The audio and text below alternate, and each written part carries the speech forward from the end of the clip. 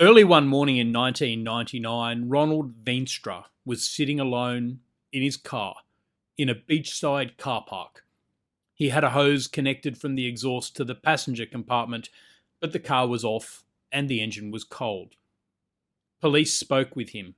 He said that he had thought about doing something stupid, but now wanted to go home to his wife. The police had a power under the Mental Health Act to detain anyone who had recently attempted suicide or who was likely, by act or neglect, to attempt suicide or cause serious bodily harm to herself or himself or some other person. The police considered that they did not have a power to detain Mr. Veenstra.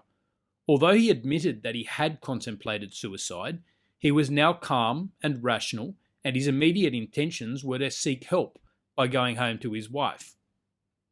Later in the day, Mr. Veenstra committed suicide. Mr. Veenstra's widow sued the police, alleging that they had a duty of care to Mr. Veenstra and to her to prevent him from harming himself.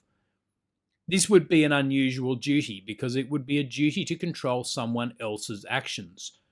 Normally, a duty of care only requires that you control your own actions. Mrs. Kirkland Veenstra argued that the Mental Health Act changed the situation and charged police with a duty to prevent Mr. Veenstra's suicide. The High Court didn't outright dismiss the notion of such a duty of care. They said that whether a duty of care arose from a statutory power depended on a number of factors.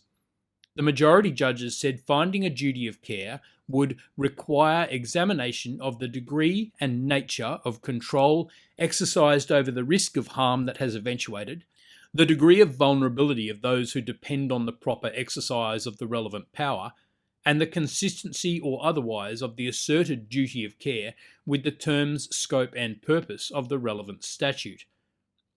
In this case, they found that there was no duty of care at the time because police interference would have impermissibly interfered with Mr. Veenstra's own freedom, given his expressed intention of going home and seeking help from his wife. A statutory power therefore can create a duty to exercise that power, but only if the whole context of the situation requires that the power be exercised.